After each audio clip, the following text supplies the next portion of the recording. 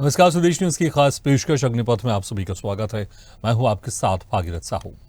उत्तर प्रदेश की योगी सरकार ने आज विधानसभा में अपने दूसरे कार्यकाल का चौथा बजट पेश किया।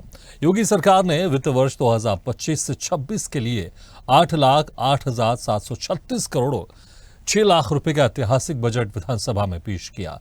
यह उत्तर प्रदेश के इतिहास में अब तक का सबसे बड़ा बजट है। वित्त मंत्री सुरेश खन्ना ने इसे प्रदेश के आर्थिक विकास और सामाजिक कल्याण की दिशा में एक महत्वपूर्ण कदम बताते हुए प्रस्तुत किया। उन्होंने बताया कि ये बजट वर्ष 2024-25 के बजट से 9.8% अधिक है, जिससे राज्य की आर्थिक वृद्धि को गति मिलेगी। उन्होंने कहा कि ये बजट प्रदेश की आर्थिक मजबूती, औद्योगिक विकास और रोजगार सृजन को ध्यान में रखते हुए तैयार किया गया है। सरकार का लक्ष्य उत्तर प्रदेश को $5 ट्रिलियन की अर्थव्यवस्था बनाने की दिशा में तेजी से आगे बढ़ना है। इससे मेगा बजट में गरीब, किसान, महिलाओं और युवाओं के लिए कई घोषणाएं की गई हैं। बजट पेश होने के बाद मुख्यमंत्री योगी आदित्यनाथ ने कहा कि प्रदेश सरकार ने इस बजट में विशेष ध्यान दिया है कि समाज के सभी वर्गों का समान विकास हो। उन्होंने इस बजट को प्रदेश की वर्तमान इमेज में बदलाव लाने वाला बजट बताया। बजट को लेकर सीएम योगी ने कहा, उत्तर प्रदेश में लगभग 6 करोड़ लोगों को बहुआयामी गरीबी से ऊपर उठाया गया है। अब जीरो पॉवर्टी के महत्वाकांक्षी लक्ष्य के साथ कार्य कर रहे हैं। सीएम योगी आदित्यनाथ ने कहा कि शिक्षा, रोजगार और उद्यमिता हमारी सरकार की प्राथमिकता है। सीएम ने कहा कि बीते 8 सालों में बेरोजगारी दर को नियंत्रित करने में सफलता मिली है। प्रदेश में रोजगार की संभावनाएं बढ़ी हैं, नए रोजगार पैदा हुए हैं। लगातार किए जा रहे प्रयासों के कारण बीते 8 सालों में प्रदेश को लगभग 45 लाख करोड़ के निवेश प्रस्ताव मिले हैं, जिसमें से 15 लाख करोड़ के निवेश प्रस्ताव जमीन पर उतर चुके हैं और 60 लाख नौकरियों के अवसर पैदा हुए हैं। लेकिन विपक्ष सरकार के बजट और नीतियों से इत्तेफाक नहीं रखता। अखिलेश यादव ने बजट को खोखला और ढोल पीटने वाला बजट बताया। अखिलेश यादव ने कहा कि इस बजट से किसानों की उम्मीदों का खेत सूख गया है। महिलाओं के माथे पर घर चलाने की चिंता की लकीरें उभर आई हैं। इसमें बेरोजगारी और महंगाई जैसे सवालों का जवाब नहीं है। तो वह मायावती ने बजट को मध्यम वर्ग के तुष्टिकरण वाला बताया। कुल मिलाकर सरकार के ऐतिहासिक बजट पर विपक्ष का वार है और कई सारे सवाल भी हैं। इसी खास मुद्दे पर हम चर्चा करेंगे, लेकिन पहले कुछ प्रतिक्रिया आपको सुना देते हैं। प्रस्तुत बजट का आकार 8,08,736 करोड़ 6 लाख रुपए है, जो वर्ष 24-25 के बजट से 9.8% अधिक है। मूल बजट से बजट में पूंजीगत परिव्यय कुल बजट का लगभग 20.5% है। इस बजट में अवस्थापना विकास हेतु 22%, शिक्षा हेतु 13%, कृषि और संबद्ध सेवाओं के हेतु 11%, चिकित्सा एवं स्वास्थ्य के क्षेत्र में 6%, सामाजिक सुरक्षा एवं कार्यक्रमों हेतु 4% एवं संसाधन आवंटित किए गए हैं। इस बार हमने बजट में 4 नए एक्सप्रेसवे की भी घोषणा की है, जिसमें आगरा लखनऊ एक्सप्रेसवे से गंगा एक्सप्रेसवे से आगरा लखनऊ एक्सप्रेसवे तक, यानी बाया हरदोई फर्रुखाबाद तक, इसको हम लोगों ने एक तो इसके लिए बजट का प्रावधान किया है। पिछले 8 वर्षों में 45 लाख करोड़ रुपए के निवेश प्रस्ताव प्राप्त किए हैं, जिनमें से अब तक हम लोग 15 लाख करोड़ रुपए से अधिक के निवेश प्रस्ताव को जमीनी धरातल पर उतारने में हमें सफलता प्राप्त हुई है और इसके माध्यम से हमने 60 लाख से अधिक उत्तर प्रदेश के युवाओं को सीधे नौकरी प्रदान करने में भी सफलता प्राप्त की। 9वां बजट पेश हुआ है। ये सेकेंड लास्ट बजट था इनका। इसके बाद आखिरी बजट होना है और फिर हम सब लोगों को नई सरकार चुनने का मौका मिलेगा। तो ये जो बजट है, इनके घोषणा पत्र से कोई तालमेल नहीं बनता इनका। बिना विजन के बजट आए हैं। कोई रोड मैप तैयार नहीं था सरकार का कि किस दिशा में हम लोगों को उत्तर प्रदेश को ले जाना है। तो ये बात कहना कि सबसे बड़ा बजट पेश हो रहा है, ये सोचने की बात है। ये बजट नहीं, बड़ा ढोल है जिसमें आवाज तो बहुत है पर अंदर से खाली है। ये बजट खोखला है। तो उत्तर प्रदेश का ऐतिहासिक बजट इस बार पेश हुआ। 8,08,000 करोड़ से ज्यादा का ये बजट पेश हुआ, लेकिन विपक्ष अब इस बजट को लेकर खोखला बता रहा है और तमाम आरोप भी लगा रहे हैं। चलिए इसी खास मुद्दे पर हम चर्चा शुरू करते हैं। जो मेहमान हमारे साथ मौजूद है, मैं उनका आप लोगों से तारुफ कराया था। हमारे साथ हैं बीजेपी प्रवक्ता शमशेर आजाद जी, सपा प्रवक्ता मिशम जैदी जी और कांग्रेस प्रवक्ता डॉक्टर HN उपाध्याय जी। आप सभी मेहमानों का स्वागत हमारे इस खास चर्चा में। सबसे पहले शमशेर आजाद जी, पिछले बार के मुकाबले 9.8% से ज्यादा का ये बजट रहा है। अभी तक का ऐतिहासिक बजट है और बहुत एक तरह से मेगा बजट है, लेकिन विपक्ष इसको लेकर कह रहा है कि आप लोग ने सिर्फ प्रवचन दे दिया है, लेकिन काम इसमें ऐसा कुछ भी धरातल वाला नहीं बताया है। चाहे गरीब की बात करें, किसानों की बात करें, बिल्कुल भी ये अच्छा बजट नहीं है, बिल्कुल भी बेकार बजट है। नमस्कार भागीरथी जी, आपको, आपके चैनल के सभी दर्शकों को और इस चर्चा में भाग ले रहे हमारे भाइयों को बधाई के पात्र हैं आप भी कि आपने आज इस चैनल पर डिबेट में बजट का मुद्दा रखा। और ये ऐतिहासिक बजट, महिलाओं का बजट, किसानों का बजट, नौजवानों का बजट, छात्राओं का बजट, प्रदेश में एक्सप्रेसवे की नई सौगात देने का बजट, किसानों को सम्मान राशि देने का बजट, छात्राओं को प्रोत्साहित करने के लिए स्कूटी देने का बजट। तो ये सारी चीजें कहीं ना कहीं विपक्ष को जो है हजम होने वाली चीज नहीं है। जब महाकुंभ का आयोजन इनको हजम नहीं हो पा रहा है, जब सनातनियों को जो है ऊंचा उठता हुआ सर इनको हजम नहीं हो पा रहा है, जब प्रदेश में विकास की जो है बहती हुई बयार इनको पसंद नहीं आ रही है, प्रदेश में अमन चैन जो है वो इनको पसंद नहीं आ रहा है, तो योगी जी का ये बजट कहाँ से पसंद आएगा जिसमें 10% की वृद्धि भी की गई है। और वो सबसे बड़ी बात है कि कम से कम उन लोगों को जो है जो अस्थायी रूप से नौकरी कर रहे हैं उनको जो है बढ़ाने का काम किया गया। जिनका मानदेय 16,000 था उनको 20,000 करने की बात की गई है। 1 लाख के करीब नए रोजगार, नई नौकरियां देने की बात की गई है। बगैर ब्याज के लोन देने की बात की गई है।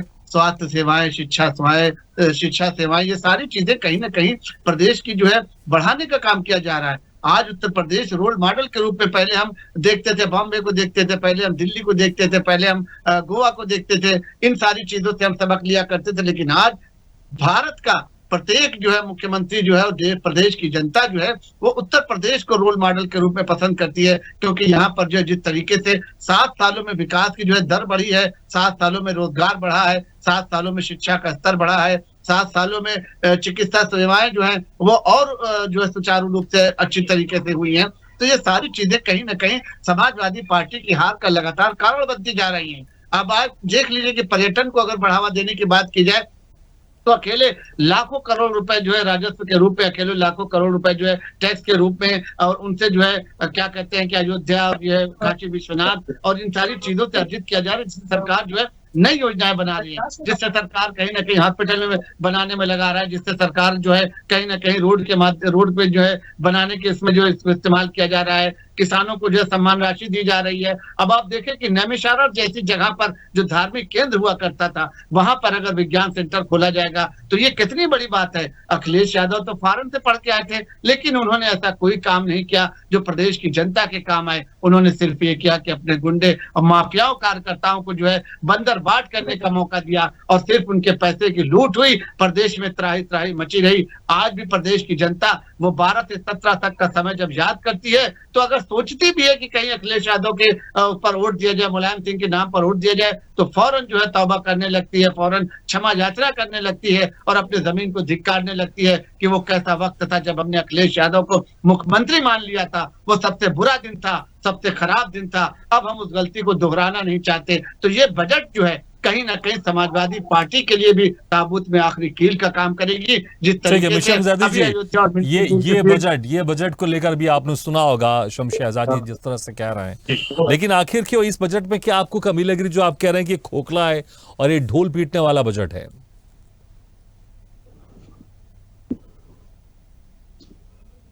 हेलो मिशम जैदी जी, आपको मेरी आवाज आ रही है? जी हाँ, मैं सुन रहा हूँ। मिशम जैदी जी, आपने सुना होगा शमशेर आजाद जी को, बहुत सारी तमाम बातें उन्होंने कही, उनके बातों का आप जवाब भी दे सकते हैं, लेकिन जिस तरह से आपके नेता कह रहे हैं कि खोखला है और ये ढोल पीटने वाला बजट, इस बजट में क्या कमी आपको लग रही? क्योंकि आंकड़े अगर देख रहे हैं, अगर आवंटित अगर हम देख रहे हैं आवंटन, तो फिर तो ऐसा लग रहा है कि हर क्षेत्र में कुछ ना कुछ इसमें दिया गया है। देखिए, भारतीय जनता पार्टी और उनके बड़े बड़े नेता शमशेर आजाद साहब जैसे बड़े बड़े लीडर, ये कभी आईने के सामने खड़े नहीं होते, क्योंकि ये हमेशा आईने से डरते हैं। ये कोरोना जैसी आपदा में मारे गए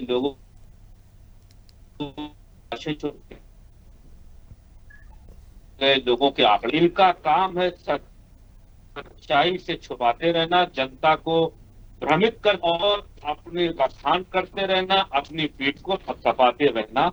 और ये नया नहीं है, महाकुंभ में लोग मारे गए, उनके आंकड़े इनके पास नहीं है, लगातार वहां पर फेलियर है, आग लग रही है, उसका इनके पास कोई जो है वो इस तरह का सिस्टम नहीं है कि जिससे इस तरह की चीजों को ये रोकने का काम करे। और हमेशा इनका एक आरोप है, समाजवादी पार्टी ये 2014 से लगातार कोसते चले आ रहे हैं समाजवादी पार्टी, जबकि पिछले 10 वर्षों से इनकी सरकार है। उसके बाद भी ये राष्ट्रीय अध्यक्ष अखिलेश जी के बारे में बोल रहे हैं, अपने बारे में बताने के बजाय। अगर ये बजट वाकई गरीबों के लिए है, वाकई दबे कुचले लोगों के लिए है, वाकई देश की हमारी उन निम्न जनता और नौजवानों के लिए है जो बेरोजगार हैं, तो फिर बेरोजगार लोगों को दिखना नहीं चाहिए। उत्तर प्रदेश से गरीबी खत्म होना चाहिए। इन्होंने एक और वादा किया था समिट बुला करके, गरीबों को लेकर मैं कुछ एक आंकड़ा आपको बता दूं, जिसमें उत्तर प्रदेश की योगी आदित्यनाथ सरकार ने, यहाँ पर योगी आदित्यनाथ ने कहा भी है कि जो बेरोजगारी दर है वो नियंत्रित हुई है और तकरीबन 45 लाख करोड़ के निवेश प्रस्ताव मिले, जिसमें से 15 लाख करोड़ के निवेश प्रस्ताव जमीन पर आ चुके हैं और जिसमें 60 लाख नौकरियों के अवसर पैदा हुए हैं और 6 करोड़ के जो लोग हैं वो गरीब रेखा से ऊपर आए प्रदेश में। साहू जी, मैंने क्या कहा कि आंकड़े का ही तो खेल है इनका। ये जादुई आंकड़े तो बताते हैं, धरातल पर क्या दिखाई दे रहा है। क्या आपको नौजवानों को रोजगार मिलते दिखाई दे रहा है? नौजवानों को रोजी मिलती दिखाई दे रही है? गरीबों को क्या आपको ये दिख रहा है कि हवाई चप्पल पहन करके हवाई जहाज में गरीब टहला? क्या आपको लग रहा है? ठीक है मिशमजेदी जी, साफ हो गई है। एक टेक्निकल में आपसे सवाल पूछ लेता हूँ, ठीक है मिशमजेदी, एक टेक्निकल सवाल मैं आपसे पूछ लेता हूँ। आप कह रहे हैं कि रोजगार बिल्कुल नहीं है, उत्तर प्रदेश में सारी चीजें विकास के कार्य रुके हुए हैं, तो पहले के मुकाबले तकरीबन 10% की वृद्धि बजट में, मुझे लगता है कि विकास तो हो रहा है, या फिर सरकार के रेवेन्यू तो बढ़ा है ना। सरकार के रेवेन्यू तब बढ़ेगा जब प्रदेश में काम होगा। 8,08,736 6 लाख करोड़ का तकरीबन ये बजट है, आप सोचिए, और पिछले बार के मुकाबले 10% की इसमें वृद्धि हुई है। सरकार का बढ़ा करके 90% भारतीय जनता पार्टी का भी तो रेवेन्यू बढ़ा है, इनके नेताओं के भी तो रेवेन्यू बढ़ गए, इनके बड़े बड़े बंगले बन गए, बड़ी बड़ी गाड़ियां आ गई, 10 लाख का सूट पहन के। ठीक है, आप गंभीर आरोप लगा रहे हैं इसका। ठीक है शमशी जी, संक्षेप में आप जवाब दे दीजिए, फिर मैं उपाध्याय जी के पास जाऊंगा। शमशी जी, इसका जवाब दे दीजिए। कह रहे हैं कि भैया अगर बजट बढ़ा है तो आप लोग के नेताओं का भी रेवेन्यू बढ़ गया है। सभा के ऊपर खड़े होकर के साहू जी, इतना ही अगर इनमें काबिलियत है, इतना ही रेवेन्यू बढ़ा दिया और देश को इतनी तरक्की दे रहे हैं, तो विधानसभा में खड़े होकर के एक मुख्यमंत्री कठमुल्ला जैसा शब्द इस्तेमाल कर रहा है। क्या शमीर शमशी जी उससे सहमत है? तो अगर सहमत है तो अपने नाम के आगे लिखे कठमुल्ला शब्द। हमारा नेता कहता है तो हम लिखते, तो ये लिखे आगे कठमुल्ला शमशी। ठीक है, बजट से आप बजट की बात कर रहे हैं, ठीक है, लेकिन शमशी जी, जिस तरह से उन्होंने कहा कि रेवेन्यू बढ़ा है इस बार बजट का प्रतिशत बढ़ा है, लेकिन आप लोग के नेताओं का भी रेवेन्यू बढ़ गया, इसका जवाब ले लेते हैं, फिर उपाध्याय जी के पास जाऊंगा। ठीक है शमशी जी, जवाब ले लेते, ठीक है, जवाब ले लेते हैं शमशी जी, जवाब। कैसे भाजपा में? अरे आपने क्या मुसलमानों का टीका लेके रखा है? आपको अगर बुरा लगा था तो आपको रोड पे उतरना चाहिए। आपके अखिलेश यादव ने कौन सा बयान दे दिया? आपके अखिलेश यादव ने कौन सा बयान दे दिया? मुलायम सिंह यादव ने चोटी सिर्फ इस वजह से लगाई थी क्योंकि उनको। ठीक है, ये बजट से अलग हट के हम जा रहे हैं शमशी जी, उसका जवाब दे दीजिए। जो मिशमजेदी जी कह रहे थे कि सरकार में बजट का अगर प्रतिशत बढ़ा है, पहले के मुकाबले 9.8% बजट यहाँ पर वृद्धि हुई है, तो वो कह रहे हैं कि भैया बीजेपी के नेताओं का रेवेन्यू बढ़ गया है। इसका जवाब दे दीजिए बस। नहीं, इनको लग रहा होगा ना, ये बताएं भाई बीजेपी के नेताओं का रेवेन्यू कहां से बढ़ गया है? आप बताएं ना। अभी तो आप कह रहे हैं कि कहीं कुछ नहीं हो रहा है और आप उसके बाद कह रहे हैं कि रेवेन्यू बढ़ गया। ठीक है उपाध्याय जी देखिए, जिस तरह से देख रहे हैं वाकई मेगा बजट आया है। उत्तर प्रदेश देश का सबसे बड़ा प्रदेश है, इसका बजट भी वाकई मेगा होता है। और जिस तरह से इसमें सारे सेक्टर्स में अगर आप देखें, अगर हम सेक्टर्स की अगर बात कर लें, इसमें अवस्थापना विकास के लिए 22% है, इंफ्रास्ट्रक्चर की मजबूती के लिए 22%, शिक्षा के लिए 13%, कृषि के लिए 11%, चिकित्सा स्वास्थ्य के लिए 6%, सामाजिक सुरक्षा के लिए 4%, पूंजीगत व्यय के लिए 20.5%। ऐसा लग रहा है हर सेक्टर में यहां पर कहीं ना कहीं आवंटित किया गया है। क्या सिर्फ ये बाजीगरी है आंकड़ों की, या फिर आपको भी लगता है कि जमीनी स्तर में कुछ नहीं हो रहा, लेकिन सिर्फ ये बाजीगरी खेली जा रही है आंकड़ों की? भगीरथ जी देखिए, आंकड़ों की बाजीगरी तो इनकी हर सरकार चाहे केंद्र की हो या राज्य, ये इन्होंने केवल आंकड़ों की बाजीगरी सीखा है। जो है आंकड़ों को व्यवहारिक रूप देने के लिए न उत्तर प्रदेश में न केंद्र में कहीं नहीं। आप देखिए, जैसा कि हमारे मिशन जयदी जी कह रहे थे, बहुत बड़ा बजट बनाए हैं, 10% लगभग बढ़ा दिए हैं। तो आप जानते हैं समय समय पर इनके ही मंत्री, इनके ही विधायक, इनके ही पूर्व मंत्री कहते हैं कि इसका भ्रष्टाचार हमने कभी नहीं देखा है। विभिन्न चैनलों पर इसके बारे में बात हो चुकी है। तो जब आप वृद्धि करेंगे तभी ना उनका भी तो बढ़ेगा आमदनी। लेकिन उपाध्याय जी, अगर वृद्धि हो रही है बजट में तो इसका एक मतलब ये भी तो निकल रहा है ना कि प्रदेश विकास की गति में आगे बढ़ रहा है। नहीं, इसका मतलब ये भी तो है कि वृद्धि किए हैं अपने लोगों को कमीशन में भी बढ़ाने के लिए ना। ये किसमें लगी हुई है सरकार? आप बताइए, ये कह रहे थे 2022 के चुनाव के पहले कि दिवाली होली को फ्री सिलेंडर महिलाओं को मिलेगा। आज तक दिए, फिर होली आने वाली है, देते हैं। घोषणा की, बजट में घोषणा की हम 2 सिलेंडर मुफ्त देंगे। अरे कहते हैं मिला तो कभी नहीं भैया। हम लोग तो देख रहे हैं बिजली की महंगाई इतनी, आम जो उपभोक्ता है इधर चढ़ा रहा है। कितने कितने हजार बिल आ रहे हैं। बिजली के बिल को कम करने के लिए कोई बात नहीं है। रोजगार के लिए उनके मुंह में जीरा की बात। आप बताएं भागीरथ जी, 4 साल इनका 3 साल हो गया, 22, 25, 3 साल, अभी एक भी शिक्षकों की भर्ती नहीं हुई है, चाहे माध्यमिक हो चाहे उच्च हो चाहे प्राइमरी हो। बताइए, हम लोग आपको एक उदाहरण दे रहे हैं, एक भी शिक्षकों की भर्ती नहीं की जाती है। बजट के बाद फिर 27 में हम लोगों को दूसरा सरकार बनने का मौका मिलेगा। आज तक एक उदाहरण हमने दिया, ये न रोजगार के लिए कोई काम कर रहे हैं, न गरीब महिलाओं के उत्थान के लिए काम कर रहे हैं, न गन्ना किसानों के लिए। आप बताइए, गन्ना किसानों की आमदनी न तो केंद्र ने न तो प्रदेश में। उपाध्याय जी, रोजगार को लेकर जो आप कह रहे हैं, योगी आदित्यनाथ का आपने बयान सुना होगा, वो कह रहे हैं कि तकरीबन 45 लाख करोड़ के निवेश प्रस्ताव मिले हैं पिछले 8 सालों में, और 15 लाख करोड़ के निवेश प्रस्ताव जमीन पर भी है, जिसमें से 60 लाख नौकरियां मिल चुकी हैं अभी तक युवाओं को। भैया कागज पर है, हम लोग तो देख नहीं रहे किसको नौकरी मिल रही है। अब ये प्राइवेट और ठेला पे लगाने के लिए, पकौड़ी जो है चलने के लिए अगर रोजगार मांगे तो मान लीजिए। उनकी भी तो महंगाई की वजह से उनकी भी तो कमर टूटी हुई है। आप बताइए, शिक्षा विभाग का हमने बताया, आप शिक्षा विभाग कितनी नौकरियां देंगे ये बता दें हमको। अच्छा उपाध्याय जी, मुझे एक बात समझ में नहीं आती। ठीक है, अगर सब कुछ ठीक नहीं चल रहा है तो भाई जो सरकार बजट बनाती है वो तो जनता से जो टैक्स मिलता है उसी से तो बजट बनता है ना। टैक्स तमाम तरीके से बनता है और जनता टैक्स तो तब देगी ना जब उसके पास पैसे होंगे। अगर पिछले बार के मुकाबले 10% की अगर इस बजट में वृद्धि हुई है, मतलब कि जनता के पास पैसे हैं और उसी पैसे से टैक्स मिला है। अगर जनता के पास पैसे नहीं होते तो फिर सरकार के पास टैक्स नहीं आता, उसमें वृद्धि नहीं होती, ये बजट नेगेटिव में जाता। भागीरथ जी, ये सब एक्सप्रेस वे का इन्होंने घोषणा किया है। ये एक्सप्रेस वे टोल टैक्स वसूलने का एक माध्यम भी बना दिए हैं। यहाँ के पूर्वांचल एक्सप्रेस वे ठीक है, लेकिन अगर जिस तरह से आप एक्सप्रेसवे की बात कर रहे हैं, यहाँ पर और नए एक्सप्रेसवे के निर्माण की बात की गई, राजमार्गों के चौड़ीकरण के लिए 2,900 करोड़ रुपए, सड़कों के रखरखाव के लिए 3,000 करोड़ रुपए, सड़क निर्माण के लिए 2,800 करोड़ रुपए और ग्रामीण सेतुओं के निर्माण के लिए 1,600 करोड़, बाईपास रिंग रोड के लिए 1,200 करोड़, ये तमाम घोषणा भी की गई। लेकिन शमशेर आजाद जी, देखिए जो विपक्षी नेता है वो कह रहे हैं भैया आप लोग सिर्फ आंकड़ों की बाजीगरी खेल रहे हैं, दिख कुछ नहीं रहा, आप लोग घोषणा तो कर रहे हैं भाई, आप लोग कह तो रहे हैं कि 60 लाख युवाओं को नौकरी मिल गई है, 15 लाख करोड़ के निवेश प्रस्ताव जमीन में आ चुके हैं, लेकिन सिर्फ कह रहे हैं आप लोग, जमीन में कुछ दिख नहीं रहा। चलता नहीं है। ठीक है, क्या फायदा जब टोल टैक्स इतना देना पड़ रहा है। ठीक है शमशेर आजाद जी, जवाब ले लेते हैं। गाजियाबाद से गाजीपुर तक जो कहीं ना कहीं कनेक्टिविटी हुई है, ये शायद इनको दिखता नहीं। आज जो प्रदेश में अमन चैन है वो इनको दिखता नहीं। छुट्टा जानवरों के बारे में जो ये एक अलग चर्चा फैलाया करते थे, उसके लिए भी कहीं ना कहीं सरकार ने अलग प्रावधान किया। क्या कहते हैं, विज्ञान केंद्र खोलने की बात की जा रही है। सबसे ज्यादा प्रिंसिपल के डिग्री पद खाली है। एक उदाहरण मैंने आपको दे दिया, गिरा दीजिए कितने भर्ती किए हैं आपने रोजगार के नाम पर।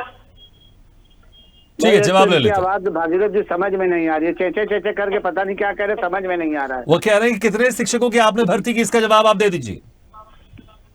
3 साल में। की भर्ती की ही बात तो हो रही है यहाँ पर। जो मानदेय बढ़ाए जा रहे हैं कहीं ना कहीं जो प्राइवेट आउटसोर्सिंग पे रखे गए थे उनके लिए भी तो कहीं ना कहीं जो 14,000 थे आज 20,000 किया जा रहा है। जो उसके बाद क्या कहते हैं 96,000 नई नौकरियों की बात अभी योगी जी ने की है, वो किसके लिए की है? वो कहीं ना कहीं पुलिस भर्ती की बात की जा रही है, कहीं ना कहीं शिक्षकों की बात की जा रही है, कहीं ना कहीं जो प्राइवेट थे उनको जो है रेगुलर करने की बात की जा रही है। ये सारी योजनाएं कहीं ना कहीं धरातल पर उतारने की बात की जा रही है। आज जनता जमीन पर नहीं उतर रहा है, आज जनता विश्वास कर रही है, तभी तो बार बार मौका दे रही है।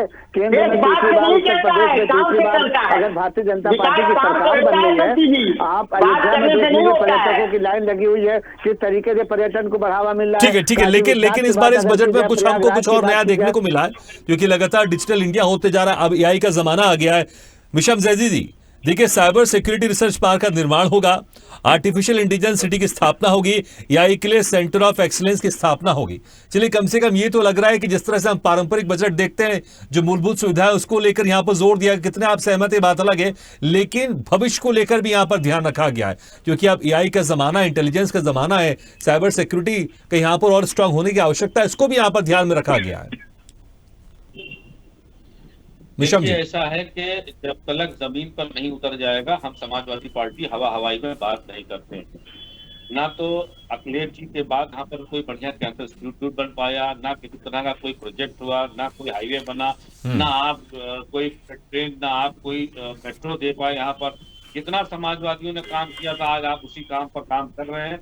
जब तक के धरातल पर नहीं निकलेगा, तब तक के आप इस उपलब्धि को खुद ही थपथपाते रहिए। हम इस बजट को मानने को तैयार नहीं हैं, ठीक, क्योंकि वादे आपके लगातार। ठीक है, लेकिन मुझे लगता है ये घोषणा नहीं है, ये बजट है जहां पर पैसों का इसमें आवंटन किया गया है। चाहे इंफ्रास्ट्रक्चर की बात कर लें, शिक्षा की बात कर लें, इंफ्रास्ट्रक्चर की बात कर लें, स्वास्थ्य की बात कर लें, ये आवंटन किया गया है, घोषणा नहीं। लेकिन देखना होगा ये आवंटन है, अब जमीनी स्तर पर कितना उतर पाता है, उसका पैसा कितना इस्तेमाल हो पाता है, ये देखना बहुत जरूरी। क्योंकि हम अक्सर देखते हैं कभी कभी कोई विभाग ऐसे होते हैं वो पूरी तरह से बजट को खर्च भी नहीं कर पाते और आखिरी में बजट को वापस लौटाना पड़ता है। उम्मीद करेंगे ये जो बजट का आवंटन हुआ है इसका पूरी तरह से इस्तेमाल हो और सही तरह से इस्तेमाल हो। बहुत बहुत शुक्रिया आपसे मेहमानों का, शमशेर आजाद जी, विशम जैदी जी और doctor H N Upadhyay ji, शुक्रिया हमारे इस खास चर्चा में शामिल होने के लिए।